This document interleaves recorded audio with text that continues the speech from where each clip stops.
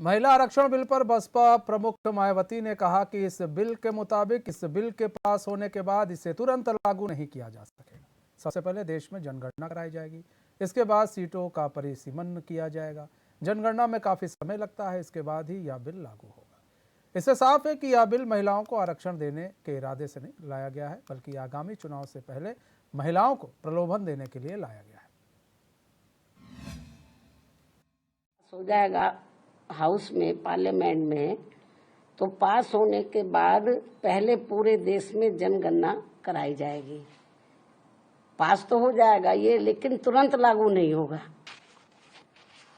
इस प्रकार से ये स्पष्ट है कि ये संशोधन विधेयक वास्तव में महिलाओं को आरक्षण देने की साफ नीयत से नहीं लाया गया है, बल्कि आने वाली विधानसभाओं तथा लोकसभा के चुनावों में देश की भोली भाली महिलाओं को ये प्रलोभन देकर व उनकी आंखों में धूल झोंककर उनका वोट हासिल करने की नीयत से ही लाया गया है। तो हमारे साथ हमारे मेहमान भी जुड़ चुके हैं। हमारे साथ अनिल शर्मा जुड़ चुके हैं, कांग्रेस प्रवक्ता धर्मेंद्र सिंह जुड़ चुके हैं, सपा प्रवक्ता वीरेंद्र शर्मा जुड़ चुके हैं, राजनीतिक विश्लेषक है। हमारे साथ भाजपा प्रवक्ता भी थोड़ी देर में ही जुड़ेंगे। आप सभी मेहमानों का बहुत बहुत स्वागत है एचएन में। सबसे पहले हम रुख कर लेते हैं अनिल शर्मा जी, आपका रुख कर लेते हैं। अनिल शर्मा जी, कांग्रेस ने महिला आरक्षण बिल जो लाया गया उसका समर्थन तो किया, लेकिन इफ बट भी लगा दिया उसमें। आखिर इफ बट की जरूरत क्या थी? अगर आप समर्थन कर रहे हैं तो इफ बट के बिना भी तो समर्थन किया जा सकता था। जी बिल्कुल ठीक कहा आपने, बिना इफ बट के भी समर्थन किया जा सकता था, लेकिन जिस प्रकार से इस बिल को पेश किया गया है उस प्रकार से क्या आंख बंद करके इस पर भरोसा किया जा सकता है, या केवल आंख बंद करके बिल्कुल किसी का नाम अगर दे दिया जाए नारी सशक्तिकरण और नारियों का अपमान होता रहे और हम आंख बंद करके उस नारी उसको समर्थन देते रहे, ये तो बेबुनियाद है। जिस प्रकार से इस विधेयक को लाया गया, नारी शक्ति वंदन अधिनियम, बहुत अच्छी बात है। नारी का महिला आरक्षण बिल के समर्थन कांग्रेस रही है, कांग्रेस ने हमेशा इसको लाने का प्रयास किया, लेकिन कुछ मजबूरियां रही। अल्पमत जब वोटों की जब काउंटिंग उसमें होती है उसके समर्थन में, उसमें अगर थोड़ी कमी रह गई तो हम लोग उसमें थोड़ा सा फेल हुए, लेकिन इसके समर्थक हमेशा रहे। लेकिन आज की स्थिति जो है, 2024 में महिला बिल आरक्षण लागू नहीं होगा। ये मध्य प्रदेश समेत 5 राज्यों में 2023 में जो चुनाव समय पर होने उनमें ये आरक्षण लागू नहीं होगा। 2023 से पहले इस बिल को लाने की कवायद नहीं की गई। लोकसभा चुनाव आते ही इस बिल को लाने पेश करने की कवायद हुई, लेकिन ये 2024 में लागू नहीं होगा। 2026 के बाद जनगणना होगी और जनगणना होने के बाद परिसीमन होगा, डिलिमिटेशन होगा और उसके बाद परिसीमन के बाद ये सारी प्रक्रियाओं के बाद ये 2029 तक भी संभव नहीं है कि ये लागू कर सके। कुल मिलाकर ये सरकार जो वर्तमान में है, ये चाहती है कि ये लॉलीपॉप देकर महिलाओं को लुभाने का काम करे वोट की खातिर। ये आपको याद होगा प्रधानमंत्री जी ने लाल किले की प्राचीर से भी ये भाषण दे दिया, आने वाली सरकार में हम ये करेंगे। भाई ये कैसे डिसाइड कर रहे हैं कि आप पहले से सरकार में शामिल होंगे? जी जी, क्या जनता ने आपको दोबारा चुन लिया? ये राष्ट्रीय पर्व के मंच से ये भाषण देने की जरूरत थी? और अगर विरोध की बात है तो कांग्रेस विरोध नहीं कर रही है। कांग्रेस एक बात चाहती है कि आप बता दीजिए, अगर आरक्षण दे रहे हैं इसमें तो जनरल और एससी एसटी को ये आरक्षण है, तो ओबीसी को कहां, माइनॉरिटी को कहां? आप एक समानता की बात करते हो तो समानता का अधिकार दीजिए ना।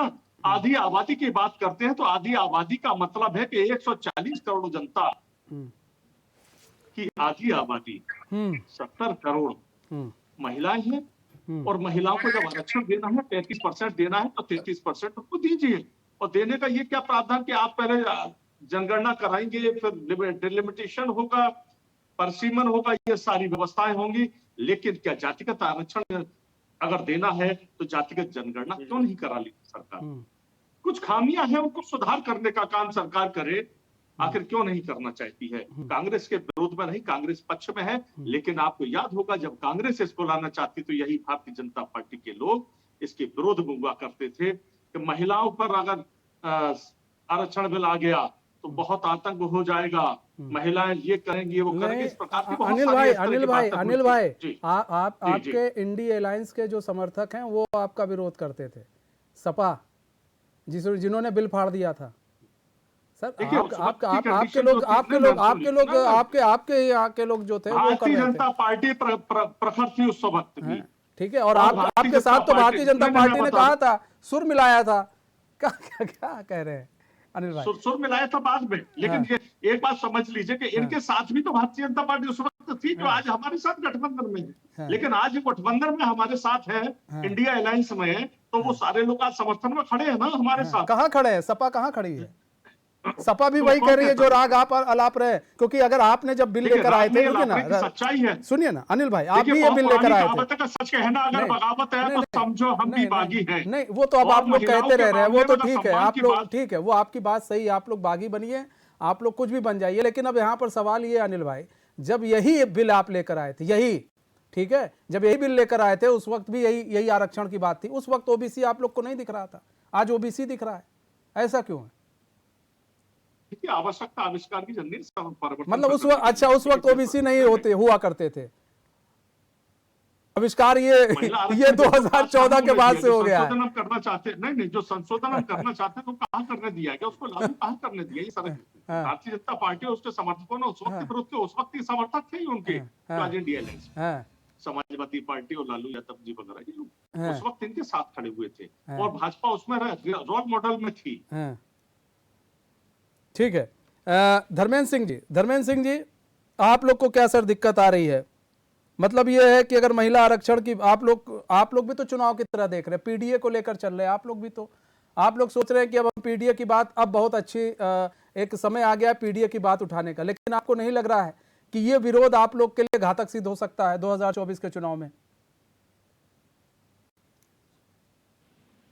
हम लोग पचहत्तर और अगर मुझे समय दे तो मैं जरा विस्तार में आज बताऊं कि हम लोगों के जो आदर्श है, हम लोगों के नेता समाजवादी चिंतक डॉक्टर लोहिया ने इस विषय में उनका कहना था कि भारत के विकास में दो प्रमुख चीजें रोड़ा है।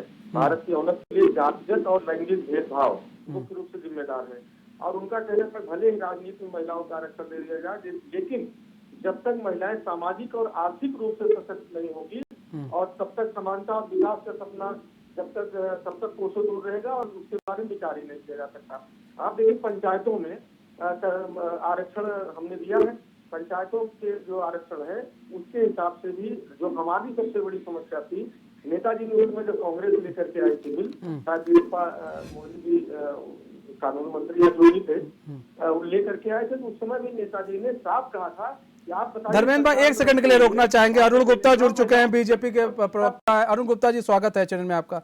जी धर्मेंद्र सिंह जी अपनी बात पूरी करें। समाज के जब तक कमजोर तबके विशेष रूप से पिछड़े अल्पसंख्यक गरीब SC ST की महिलाओं के आरक्षण की जब तक व्यवस्था नहीं की जाए, और कुछ समस्याएं थी, हमने कभी महिला आरक्षण बिल का विरोध नहीं किया, हमने अपनी बातें उठाई। कैसे आएंगे धर्मेंद्र भाई आप लोग विरोधी कर रहे हैं। धर्मेंद्र सिंह जी की आवाज नहीं आ रही है, जरा उनकी आवाज सही करा PCR। ठीक है अरुण गुप्ता जी, सवाल ये है कि यहाँ पर अब तो आप लोग महिला आरक्षण बिल लेकर आए हैं, ऐसे में अब तो विरोध के सुर भी उठ गए हैं, समर्थन भी कहा जा रहा है, लेकिन एक बट भी लगाया जा रहा है कि भैया ओबीसी कहाँ है, SC ST की बात हो रही है, और बड़ा लंबा खिंच जाएगा मामला कि भाई अभी आपको जनगणना कराना पड़ेगा, परिसीमन होगा, उसके बाद जाकर कुछ हो पाएगा, तो ऐसे में लंबा वक्त लग जाएगा। तो आप लोग को लाना ही नहीं चाहिए था महिला आरक्षण बिल को लेकर। देखिए भारतीय जनता पार्टी की नीति और नियत पहले से साफ रहती है हर काम में।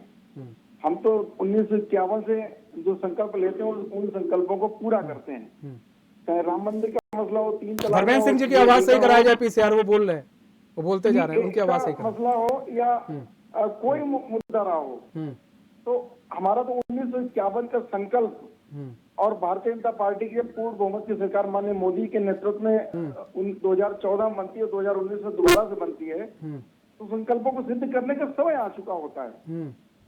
और देश की आधी आबादी जो हमारी मातृत्व शक्ति है उसको आरक्षण देने के लिए भारतीय जनता पार्टी तो पहले ही से तैयार थी। विपक्षी पार्टियों का काम क्या था, इनकी नीति और नीयत साफ नहीं थी। हम्म, अगर कोई बिल आ रहा है तो ये अगला पिछड़ा की बात करने लगते हैं, एससी एसटी की बात करने लगते हैं। अरे महिलाओं की बात क्यों नहीं करते हैं? महिलाएं चाहे एससी हो चाहे ओबीसी हो, कोई हो, मतलब संविधान में लिखा है उस बात बात नहीं करेंगे, बिल को फाड़ देंगे।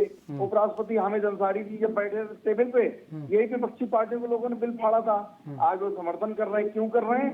ये मोदी है तो मुमकिन है, मोदी है तो गारंटी है, और विपक्षों की बोलती बंद है, ये मान लीजिए। ठीक है। और अभी तक तो मात्र 78 महिलाएं थी लोकसभा में, अब 181 महिलाएं हो जाएंगी, 103 महिलाएं ज्यादा। मोदी जी हैं तो महिलाओं को कितना सशक्त करने की जरूरत है ये आप समझ सकते हैं। जिन माताओं बहनों के आंखों में आंसू निकलते थे चूल्हे पे रोटी और सब्जी बनाने में, उनके आंसू को पोंछने का काम माने मोदी जी ने किया है उज्ज्वला गैस के माध्यम से। आज भी सिलेंडर हाँप रहे हैं और चूल्हे पर ही रोटियां बन रही हैं। ठीक है, हम सिलेंडर के बारे में बाद में बात कर लेंगे। ठीक है, अरुण भाई सिलेंडर के बारे में बाद में बात करेंगे। आज महिला आरक्षण पे ही रहेंगे। सम्मान देने का काम हमेशा मोदी जी या भारतीय जनता पार्टी करती है। बिल्कुल, महिला पहलवान बेटियां ठीक है, रुकिए, ठीक है, कराती रही और उन्होंने न्याय नहीं दिया। ठीक है, धर्मेंद्र सिंह जी आप अपनी बात सर पूरी कर ले जल्दी से। ठीक है, मेरा कहना था कि हम बिल में केवल जो समाज के कमजोर तबके के लोग हैं, अल्पसंख्यक वर्ग के लोग हैं, पिछड़े वर्ग के लोग हैं, एससी एसटी के लोग हैं, उनकी महिलाओं के सशक्तिकरण की बात कर रहे थे, उनको आरक्षण देने की बात कर रहे थे। दूसरी बात, इस तरह मोदी है तो मुमकिन है कहने वाले, मोदी है तो जुमला है। इस तरह अगर आप इनके अंदर मोदी है मुमकिन है तो 2024 में क्यों नहीं लागू करते? हम खुले दिल स्वागत करें। उसमें पिछड़ों का भी अगर ये पूरी कहते हैं हम 140 करोड़ भारतीयों का, धर्मेंद्र भाई कैसे लागू होगा? ये कॉन्स्टिट्यूशन ही अब नहीं लागू हो पाएगा, आपको ही मालूम है।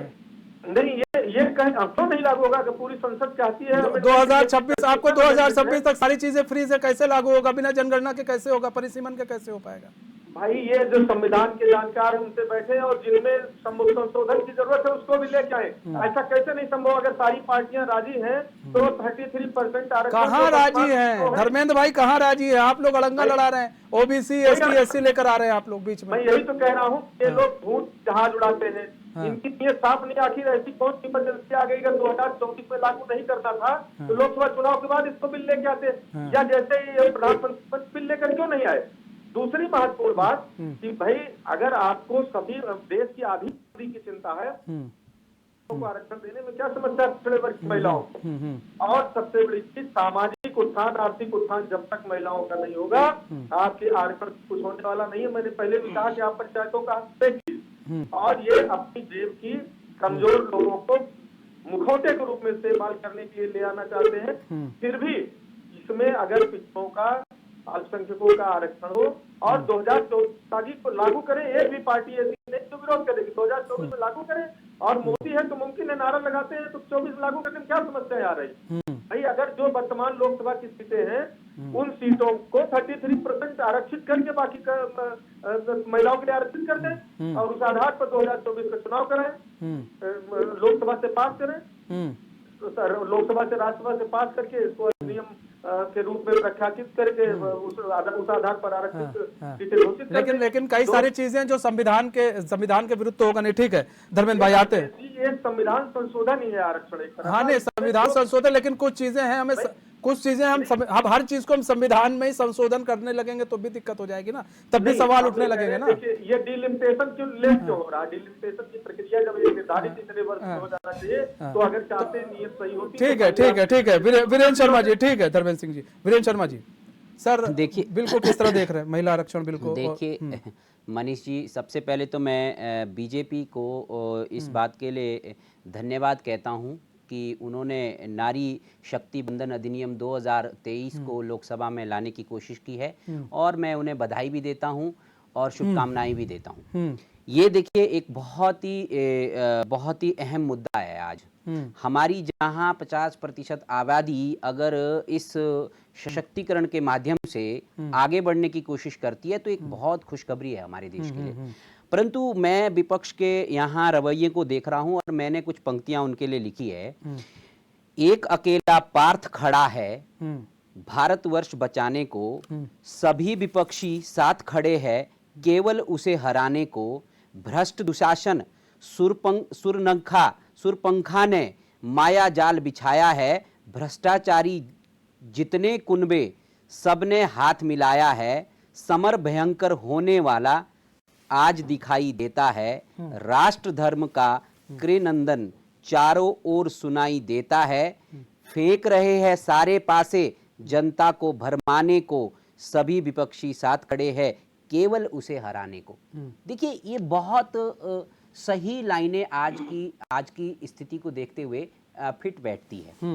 देखिए इस बिल में 27 सालों से ये बिल अटका पड़ा हुआ है। और देखिए सबसे पहले आपको जैसा मालूम है, इसके थोड़ा सा मैं इतिहास में जाना चाहूंगा मनीष जी। इस बिल को 96 में HD देवेगौड़ा जी की सरकार ने सबसे पहले लाया था। ये आज 9वां प्रयास है इस सरकार का। ये बिल कई बार लोकसभा में आया और सरकार को अल्पमत में जाना पड़ा। अगर मैं इसमें बीजेपी की बात करता हूं तो बीजेपी ने जब भी ये बिल आया तो हमेशा समर्थन देने की बात कही है। 26 जून 1998 को अटल बिहारी जी की सरकार ने 84वें संशोधन के वक्त इस बिल को उसके बाद ये पेश किया था। फिर ये 99 में भी आया, 2002 में भी लाया, 2003 में भी आया और 6 जून 2008 को यूपीए सरकार ने भी इसका समर्थन करना और इस बिल को फिर से पेश किया। और लेकिन आरजेडी, जेडीयू और एसपी जैसी पार्टियों ने इसका विरोध किया था और जिसके कारण सरकार भी अल्पमत में आने की स्थिति में थी।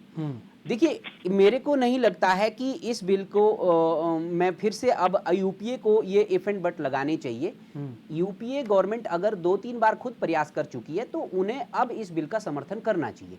देखिए सवाल इस बात का नहीं है कि ये क्या बिल राज्यसभाओं के लिए लागू होगा या विधान परिषदों में लागू होगा, ये अलग विषय। देखिए अगर ये आप आज ये क्लॉज जोड़ना चाहते तो आपने उस वक्त क्यों नहीं जोड़े जब आप बिल पेश किए हुए थे। और आप ओबीसी की आरक्षण की बात कर रहे हैं तो आपने उस वक्त ये क्लॉज पहले से ऐड क्यों नहीं किया। ऐसा तो नहीं है कि डिलीट किया हुआ इन्होंने इस क्लॉज को। आप बताइए अगर पुराने वाली कॉपी और आज की कॉपी को आप मिला दीजिए तो क्या इन्होंने, इसका मतलब ये नहीं कि इन्होंने आज इसको डिलीट किया हुआ है। ये तो आपको पहले, ये ऐसा भी नहीं कि ये आज के समय की मांग है सिर्फ। फिर ओबीसी तो उस वक्त से ही थी, 2008 में 10 में ओबीसी को आरक्षण नहीं था क्या। देखिए ये सब इफ एंड बट जो है, अब ये कांग्रेस को ये लगता है कि अब जो मोदी जी कर रहे हैं शायद ये आगामी चुनावों को देखते हुए ये सब कर रहे हैं। ऐसा नहीं है, आप तो हर बात अच्छे मुद्दों पे इसी तरीके की बातें सुनने में आ रही है। आप जनता को भ्रमित करने की कोशिश क्यों कर रहे हैं। आपको अभी थोड़े दिन पहले उन्होंने यूसीसी की बात की थी तो यूसीसी में भी आपको प्रॉब्लम आ गई। देखिए बहुत गलत है ये। अगर देश के बारे आप सच में देश के सही हितैषी है तो आपको तो बिल्कुल बेखौफ होकर समर्थन करना चाहिए और इस बिल को पास होने देना चाहिए। आपको क्या परेशानी है। SC ST में जितना आरक्षण है वो आपको पहले से भी पता है कि भाई SC को हमारे 19% आरक्षण के हिसाब से अभी जो इस वक्त स्थिति है वो आपको मत पता है कि 84 सीटें हमारी SC के लिए रिजर्व है। और जैसा कि मैं आपको बता दूं इसमें 28 सीटें महिलाओं के लिए आज भी है और 7.5% ST के रिजर्वेशन के हिसाब से 47 सीटें 543 लोकसभा सीट के हिसाब से आज आरक्षित है उसमें, जिसमें 16 सीटें वुमेन्स के लिए आरक्षित है और ओबीसी का 27%। लेकिन ये तो आपने ही छोड़ा हुआ है। ठीक है। अनिल शर्मा जी जवाब दीजिए सर।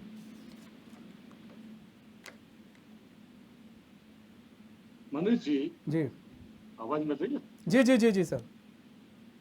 देखिए जिस प्रकार से बहुत प्यारी सी कविता हमारे आदरणीय वरिष्ठ पत्रकार बंधु वीरेंद्र शर्मा जी ने पढ़ी, बहुत अच्छी बात है, अच्छे कवि हैं, लेकिन जिस प्रकार से व्याख्यान सरकार का और विपक्ष का किया ये केवल बेबुनियाद है। एक अकेला, यही तो बात बीजेपी मोदी जी कहते कि एक अकेला सब पर भारी, और बार बार बीजेपी के प्रवक्ता कह रहे थे कि मोदी जी है तो मुमकिन है, ये केवल जुमला है। इस देश की जनता को भ्रमित करने के लिए ये सरकार केवल जुमलेबाजी कर रही है और कुछ नहीं कर रही है। रही बात कांग्रेस की, कांग्रेस ने समर्थन किया तो, लेकिन अगर उसका विषय है, मोदी जी ने सही मायने में जुमलों से इस देश को भी नहीं बख्शा। महिला आरक्षण बिल के में खोटी नीयत साफ दिख रही है। महिला आरक्षण पर पहले लेकिन अनिल भाई पहले डेलीगेशन इसको की इसको सारी पास बातें तो कर लेने दीजिए आप लोग, फिर आरक्षण, फिर उस पर भी चर्चा होगी, नहीं, तो पहले एक बात पास बताइए, होगा फिर चर्चा होगी। अगर उसमें आरक्षण ये दे रहे हैं तो फिर आरक्षण पूरी तरह से दीजिए ना, तो अंतर क्या है? अब जो आरक्षण के आप अंदर SC को- आरक्षण मांग रहे हैं, SC को- कई लोग कह रहे हैं नहीं, मुस्लिमों नहीं, के लिए नहीं, एक अलग सुन से लीजिए। आरक्षण दिया जाए, कैसे संभव है अरे सर? सुन लीजिए, उसमें SC/ST के लिए अलग प्रावधान है हाँ, और जनरल के लिए 121 सीटें और SC/ST के लिए 60 सीटों का प्रावधान इन लोगों ने किया हुआ है। तो इस प्रकार से अगर व्यवस्था, या तो आप जनरल रखिए सारी महिलाओं को, आधी आबादी के हिसाब से जो रिजर्वेशन चल रहा है उसको एजिटेट रखिए, और सीधा सीधा महिलाओं के लिए आधी आबादी दे दीजिए। 33% दे रहे 33% दे दीजिए। लेकिन अगर आप उसमें जातिगत आरक्षण अगर दे रहे हैं तो फिर ओबीसी और माइनॉरिटी को भी आप उसमें रखना होगा। कि पहले भी तो आप लोग भी तो लाए थे, उस समय नहीं था, आज भी नहीं है, उसी पर तो चर्चा हो रही है, उसी बिल पर तो चर्चा हो रही है, जिसे सोनिया गांधी कह रही है कि हम, ये हमारा बिल है, उसी पे तो चर्चा हो रही है। तो आज ऐसी स्थिति क्यों पैदा कर रहे हैं आप लोग, भ्रमित क्यों कर रहे हैं? इसमें संशोधन किया हुआ सर। अगर वही करना था तो 2010 में जो राज्यसभा में पारित बिल था उसी को लोकसभा में वापस ले आते। सर वो तो खत्म हो गया क्या ना, दिक्कत थी? वो तो खत्म हो गया ना, फिर हमको नया ही बिल लाना पड़ेगा सर लोकसभा में, वो तो समाप्त हो जाता है। देखिए मेरे अनिल भाई कुछ कहना चाह रहे धर्मेंद्र जी? जी, अनिल भाई आपको हमारी आवाज आ रही है? हेलो जी अनिल शर्मा जी, आपको आवाज आ रही है? हेलो, ठीक है, लगता है अनिल शर्मा जी से हमारा संपर्क टूट गया, हम दोबारा संपर्क साधेंगे, उनका ऑडियो सही कराया जाए। धर्मेंद्र सिंह जी, सर आप लोग बार बार इस बिल को लेकर जिस तरह से हो हल्ला कर रहे हैं, बार बार ये बिल लटक जा रहा है धर्मेंद्र सिंह जी, और जब ये बिल लटक रहा है तो इससे बड़ी दिक्कत आ रही है। देखिए, संविधान को थोड़ा बहुत जानकारी आपको भी होगी, किस तरह से बड़ी चालाकी से कविता सुना करके सबको दोषारोपण और सिद्ध करना चाहते थे। इनको शायद मालूम है कि अगर मोदी जी की नीयत तो इसके पहले इस बिल को चुनाव में लाने की क्या जरूरत थी, और चुनाव समय लाना था तो 2024 इम्प्लीमेंट करते, मोदी है तो करके दिखाते, इसमें कोई दिक्कत नहीं थी, सब लोग सब करते। देखिए जायज मांगे जो नेताजी की समझ कहा जा रहा था, उनकी भी यही कुछ बिल के प्रावधान को लेकर समस्या थी, उस पर विचार आल पार्टी मीटिंग में कर सकते थे। भाई इसमें ऐसी कौन सी बातें हैं जो जोड़ जाए जिससे सबको सर्वसम्मत बात हो जाए। दूसरे, अगर आप इनको मालूम होना चाहिए कि अगर कांग्रेस पार्टी लेकर आई थी और भाजपा सहमत थी तो दोनों बड़े दल से और बड़े आसानी से बिल पिछले कुछ सालों में जब चाहते पास हो जाता।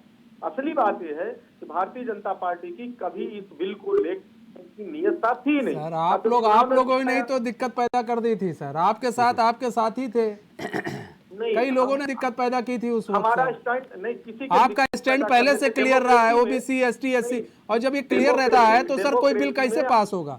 आप लोग तो इसी में राजनीति करते हैं, मतलब महिलाओं को आगे नहीं बढ़ना चाहिए, आप लोगों ने तय कर लिया है। भाई हमने कहा, डॉक्टर लोहिया ने कहा था कि हिंदुस्तान का विकास ही महिलाओं के विकास से जुड़ा है।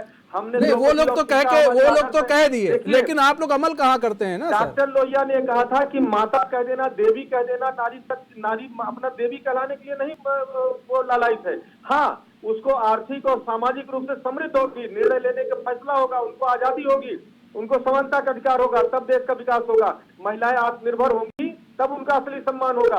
महिलाओं को सिर्फ देवी कह देना, महिलाओं को नारी बंधन अधिनियम का नाम लगा करके और महिलाओं के साथ अत्याचार करना, यह भारतीय जनता पार्टी करती है। महिलाओं के बारे में इनके नेताओं के बोल देख लीजिए, ये जुमलेबाजी काम नहीं चलेगा। अगर ये इन्होंने महिलाओं के सशक्ति, अभी सिलेंडर की बात कर रहे थे, क्या स्थिति है?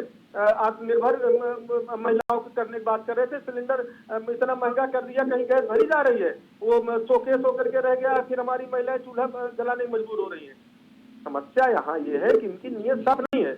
हम कह रहे हैं अगर इनको महिला नारी जो भी नाम लगा के लाना था तो ऐसे चुनाव के समय में जिसका अभी क्या परिणाम होगा 2024 में, इसका लाभ क्या होने वाला है ये बता देना।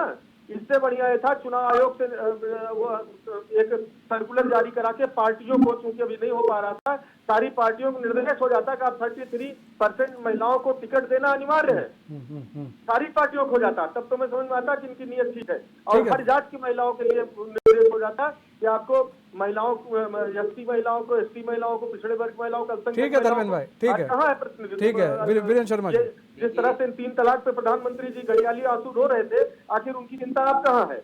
क्यों नहीं है सर? बिल ले आए, आप क्या बात कर रहे हैं? अब चिंता नहीं, अब बिल लेकर आ गए ना, अब बिल लेकर तो आ गए ना। कहाँ जारी हो रही है? सर अब आप लोग को सिर्फ अल्पसंख्यक दिखते हैं और तो कोई दिखता ही नहीं है सर। नहीं, ठीक हमको सब दिखते है, हैं। नहीं हमको सर, देश आपको का अल्पसंख्यक प्रत्येक दिखता है सर। भारत आपकी के योजना भी हम संविधान लोग को मालूम है, भारत उत्तर के प्रदेश में क्या संविधान के चलती थी, तो उस पर हम चर्चा बाद में कर लेंगे, लेकिन भारत ठीक के है। संविधान के हिसाब ठीक से है। भारत का प्रत्येक नागरिक हमारा है। अरे और नहीं उसके सर, प्रति आपको हक सिर्फ को अल्पसंख्यक ही करना दिखते हमारी हैं, जिम्मेदारी वोट ही है। आपका उसी किसी पर भी टिका है, तो राजनीतिक अल्पसंख्यक पार्टी, ही दिखते हैं किसी सर। धर्म विशेष, किसी और उसको जाति लेकर ही बिल लाया गया था, 3 बात तलाक नहीं की कर बात सकता। हो रही थी, 3 तलाक यही सब इसीलिए लेकर आया गया था। ठीक है, वीरेंद्र शर्मा जी।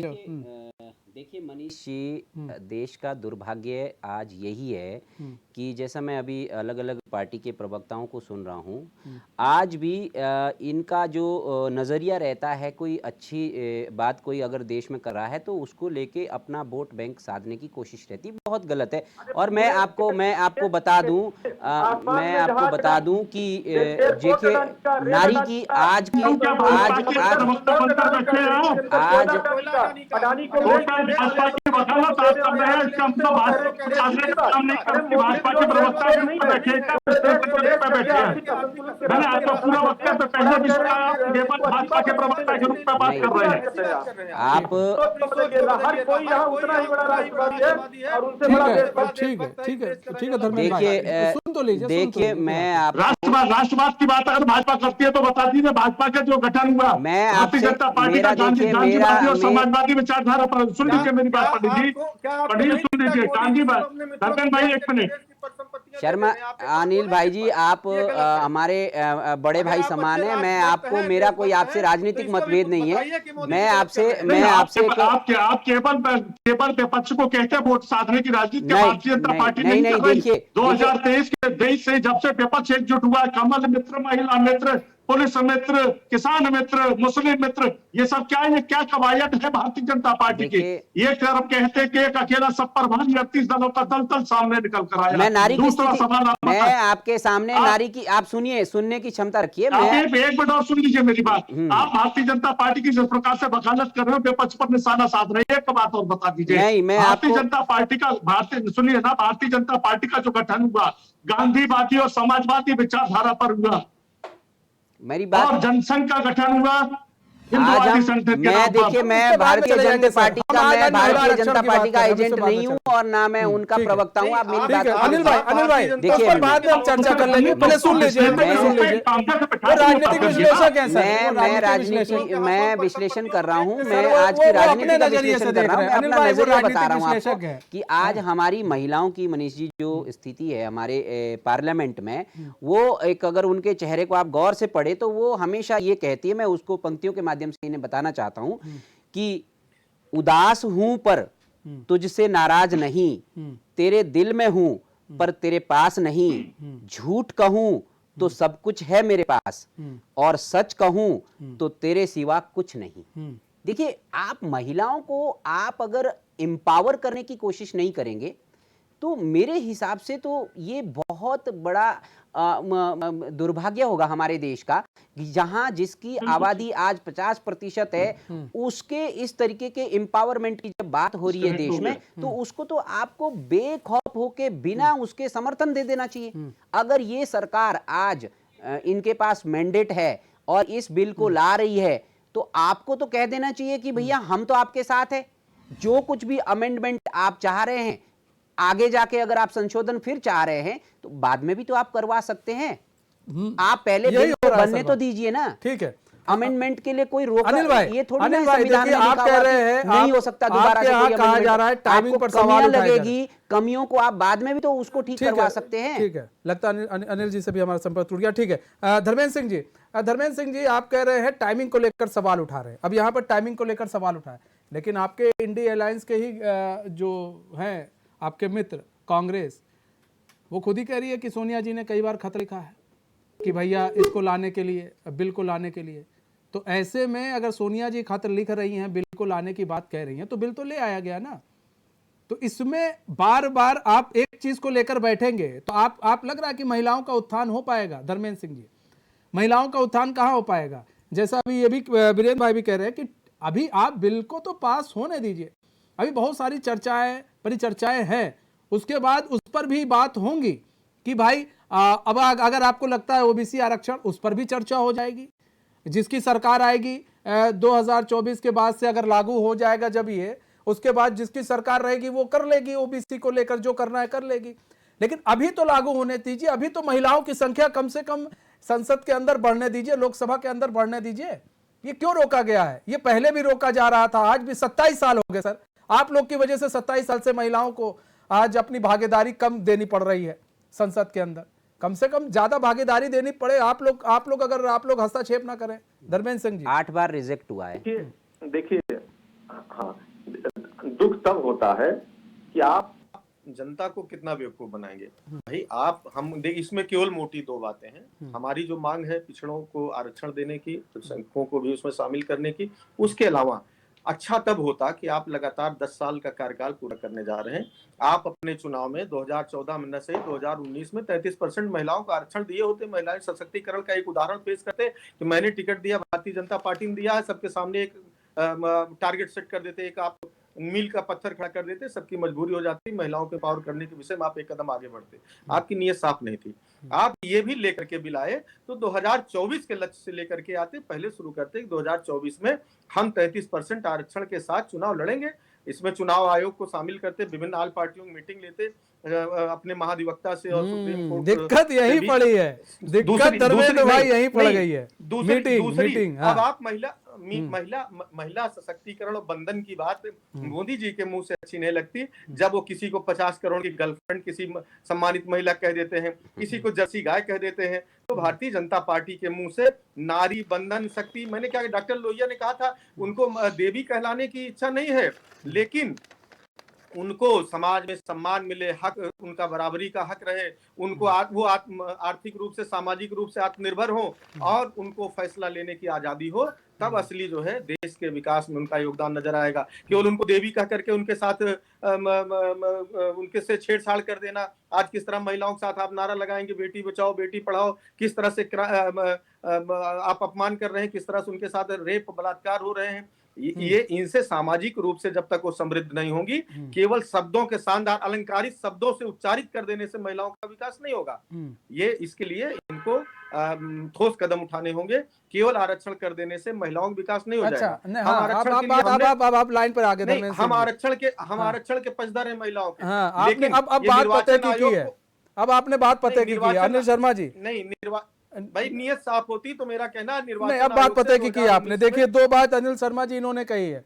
एक तो मीटिंग की बात कही कि मीटिंग करते, ये करते, वो करते। एक तो आप लोग देखिए, मैं ये नहीं कह रहा हूँ। हाँ। मेरा कहना, आप कह रहे संवैधानिक समस्या है, तो संवैधानिक समस्या को हल करने के लिए सर्वोच्च सदन लोकसभा राज्यसभा है। हाँ। जहाँ संशोधन की बात होती, जिस तरह ले आ रहे हैं, आप सबसे राय लिए होते।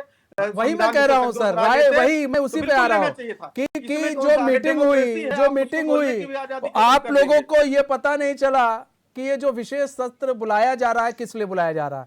यहाँ पर तो सबसे बड़ा खेल हो गया, यहाँ पर खेला हो गया। अगर इस तरह से नहीं, यही हुआ है धर्मेंद्र भाई। अब आप भी मान रहे हैं ना, आप यहाँ खेला हो गया। अगर यही लोकतंत्र है तो ऐसे लोग नहीं, यहीं पर खेला हो गया कि आप लोगों को ऐसे मतलब संसद के अंदर बैठा दिया गया और ऐसा बिल ले आया गया कि ना आप पानी पी पा रहे हैं और पी के ना घोट पा रहे हैं। अब ये समस्या आ गई। दूसरी चीज ये है, एक चीज कही, अभी महिलाओं के बारे में बात की जा रही थी। क्या आप चलिए मान लीजिए महिलाओं को आरक्षण दे दिया, ठीक है, तो महिलाओं को आरक्षण देने से क्या जो सारी जो घटनाएं होती रहती हैं वो घटनाएं बंद हो जाएंगी? सिर्फ महिलाओं को आरक्षण देने से घटनाएं बंद हो जाएंगी? और सर आप ही के यहाँ तो सोनिया गांधी बार बार कह रही थी भैया कि हम खत लिख चुके हैं, हम खत लिख के परेशान हैं, इस पर लेकर आए, इस पर लेकर आए। और जब लेकर आ गए तो इसमें आप लोगों ने फिर नीम मेक निकालना शुरू कर दिया। सर अनिल शर्मा जी, सर आवाज आ रही है आपको? जी बिल्कुल आ रही है। मनीष जी, जिस प्रकार से नारी सशक्तिकरण की जब बात करते हैं, बेटी बचाओ बेटी पढ़ाओ, बेटी पढ़ाओ बेटी बचाओ बेटी पढ़ाओ की जगह कभी कभी बोल देते हैं बेटी बचाओ बेटी पढ़ाओ। और नारी सशक्तिकरण की जिस तरह से हमारे पत्रकार बंधु कह रहे थे आदरणीय, कि जिस प्रकार से मंत्रालय के अंदर भी बैठे हुए, मैं आपसे एक सवाल करना चाहता हूँ। वो राजनीतिक विश्लेषक है अनिल शर्मा जी, राजनीतिक विश्लेषक। बिल्कुल तभी दुख होता है कि विश्लेषक हैं, राजनीतिक वही चीज विश्लेषक मैं सच कह रहा हूं कहने से जब कि बचने जिस लगे प्रकार से डरने उसकी लगे तो कविता में लोकतंत्र था के लिए बड़ी खतरनाक बात है। कि महिलाओं को किस प्रकार से दबी आवाज है। भारतीय जनता पार्टी में जो मंत्री बनी हुई है मीनाक्षी लेखी, शोभा कारदर्श जले दर्शना जरदोस अन्नपूर्णा देवी प्रतिमा भौमिक भारती पवार अनुप्रिया पटेल निर्मला सीतारमण स्मृति ईरानी साध्वी निरंजना ज्योति रेणुका सिंह जैसी तमाम जो क्रांतिकारी नेता बनी हुई है मंत्री। आपको याद होगा पहली बार बेटियों पर जब अत्याचार हो रहा था, उनका धरना प्रदर्शन चल रहा था, उस वक्त भी उनके साथ अत्याचार हुआ। उन्हें पुलिस प्रशासन द्वारा गरियाया जा रहा था, लठियाया जा रहा था, धकियाया जा रहा था। और उस वक्त मीनाक्षी लेखी जी जब उस क्षेत्र में गई तो पत्रकारों ने उनसे जब पूछा कि आप इसके बारे में, आप महिला मंत्री होने के वजह से आप बताइए, महिला बेटियों पर जो अत्याचार हो रहा है इसके बारे में आप क्या कहेंगे। आपको याद होगा कि मीनाक्षी लेखी जी दौड़कर अपनी कार में बैठी, अपने सामर्थ्यों से कहा जल्दी जल्दी चलिए, बैठिए फटाफट, चलो भागो यहाँ से, भाग खड़ी हुई। यही महिला सशक्तिकरण है।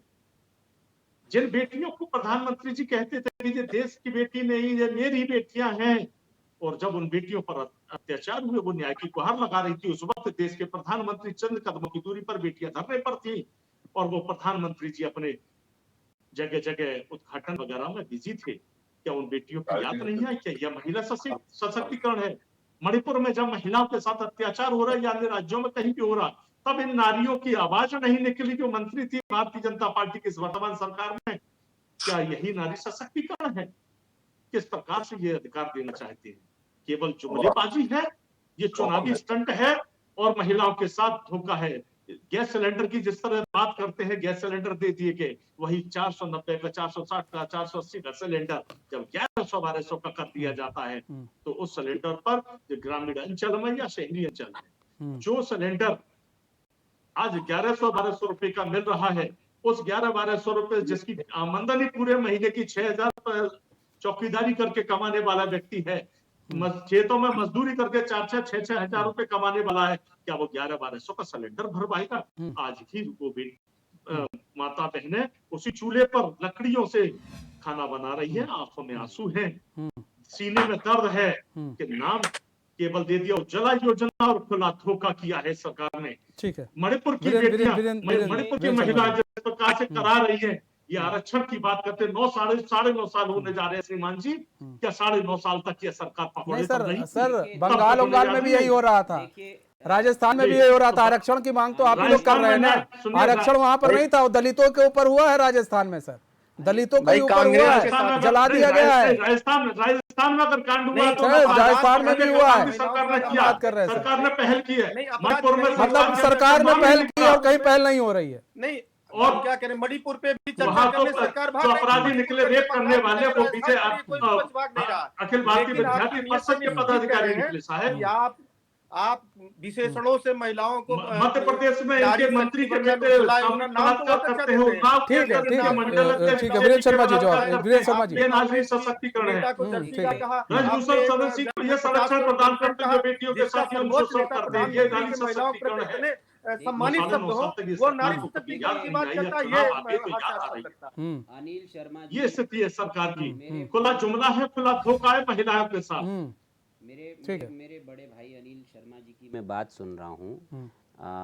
देखिए, आप का ये अपनी पार्टी के लिए राजनीति करना वो आपका फ़र्ज़ है, आप ठीक है, आप अपनी जगह अपनी पार्टी की बात रखना चाहते हैं या राजनीति करना चाहते हैं, परंतु इस मुद्दे पे ये बातें करना कि फलानी जगह ये हो रहा वो हो रहा, देखिए वो तो हर सरकारों में जो घटनाएं होते रहती है वो आपकी सरकारों में भी होती है, इनकी सरकारों में, वो अलग विषय है। आज की जो चर्चा है हमारी, आज की जो हमारी चर्चाएं हैं, वो चर्चा हमारी इस विधेयक को लेके है कि जो विधेयक आज लोकसभा में, जिसपे लोकसभा में भी चर्चा हो रही है इस वक्त, हम ये जानना चाहते हैं कि ये विधेयक हमारी, ये विधेयक हमारी महिलाओं के लिए कितना ज़रूरी है इस वक्त, है ना। देखिए, विधेयक की बहुत सारी अच्छी अच्छी बातें हैं इसमें। अगर हमारी महिलाओं को अगर ये आरक्षण मिल जाता है तो देखिए हमारे पार्लियामेंट में अगर भागीदारी महिलाओं की बढ़ती है तो इससे बिल्कुल बहुत देखिएगा आप देश का मतलब नक्शा ही बदल जाएगा। ये आप खुद भी जानते हैं अनिल भाई साहब, आप भी आपके घरों में भी महिलाएं हैं, आप भी उनको सशक्त करना चाहते हैं, पढ़ाते लिखाते आगे बढ़ाना चाहते हैं, तो आप भी इस देश का हिस्सा है, तो आपको भी ये चीजें, आपको तो इसमें विरोध करना ही नहीं चाहिए। लेकिन हमारा कहना तो ये है कि मेरे घर में तो श्रीमान जी ऑलरेडी महिला सशक्तिकरण, मेरी पत्नी बराबर की हिस्सेदारी करती है, गवर्नमेंट जॉब में भी। बिल्कुल, तो तब आप फिर मेरे आपको यहाँ तो फिर पूरा सम्मान दिया जाता है। हाँ, कांग्रेस में पूरा सम्मान दिया। 33% आरक्षण संगठन में, मैं आपको बता दूं, कांग्रेस के संगठन में 33% शर्मा जी, ईमानदारी होती मैंने क्या कहा, संगठन में दिया गया है। 2019 के चुनाव में संगठन में पदाधिकारी होती है, चाहे वो कांग्रेस कमेटी हो, मेंबर दी जाए, प्रिंटल ऑर्गेनाइजेशन हो, भारत सरकार अपने कैबिनेट में अच्छा एक चीज बताइए सर, आप अगर घर में इतना आप अपने घर में तो सशक्तिकरण कर रहे हैं, है ना? आप अगर अपने घर में तो सशक्तिकरण कर रहे हैं और बाहर के लिए आप ये बात कर रहे हैं, आप इफेल बट क्यों लगा रहे फिर आप? उसके बाद आरक्षण की देखिए मैं बताऊं, इफेक्ट पर की बात जनगणना होगी, ये कब तक इम्प्लीमेंट होगा? सब सेक्शन ईमानदारी होगी 2024 के चुनाव में ये जो महिलाओं के आरक्षण के लिए कितनी आवश्यक है। अनिल भाई, अनिल देखो मैं आपको बताऊं, हमारे देश में यही प्रॉब्लम आती है। देखो क्या होता है मनीष जी कि अगर इसमें ये चलो इस विधेयक में एक चीज बहुत अच्छी है कि इसमें राज्यों की मंजूरी नहीं लेनी पड़ेगी। अगर ये क्या राज्यों की मंजूरी लेनी पड़ती तो मैं आपको बताता हूं, जैसा आर्टिकल 368 के मुताबिक अगर कोई विधेयक इस तरीके का होता है जिससे कि राज्य पे उसका प्रभाव पड़ता है तो आपको 50% विधानसभाओं से भी उसकी मंजूरी लेनी पड़ती है। जैसे लगभग हमारे कम से कम 15 राज्यों की मंजूरी मान के चलिए आप। ये आर्टिकल 368 हमें प्रावधान है हमारे संविधान में कि अगर कोई इस टाइप का विधेयक हो जिसपे कि राज्यों पे भी उसका असर पड़े तो उस पे हमको ये सब चीजें करनी पड़ती है। कुल मिलाकर नहीं तो मैं कुल मिलाकर अनिल भाई के पास होने अनिल भाई कुल मिलाकर इधर तो बीजेपी ने तुरुप का पत्ता खेला, आपने भी खेला खेल दिया। अब अभी जब सोनिया गांधी बोल रही थी उनको बड़े ध्यान से सुन रहे थे आप। जब सोनिया गांधी ने कहा कि हम समर्थन करते हैं तो बड़ी खुशी हुई हमें कि उन्होंने कहा कि हम समर्थन करते हैं, तो चलो लगा कि चलो महिलाओं के लिए अब कुछ होगा। लेकिन उन्होंने जब 3 बार बोला तब संशय उठ गया कि भाई साहब कुछ गड़बड़ होने वाला है। और जब उन्होंने ओबीसी एससी एसटी का नाम ले लिया तो उन्होंने सारा खेल बिगाड़ दिया। भाई ओबीसी आपसे सवाल पूछेंगे नहीं है क्या? नहीं ठीक है, ओबीसी एससी एसटी अल्पसंख्यक इस देश के नागरिक आप नहीं मानते? नहीं हम कह रहे हैं आप जातियों में क्यों बांट रहे हैं सर? हम कह रहे हैं आप जातियों में क्यों बांट रहे हैं?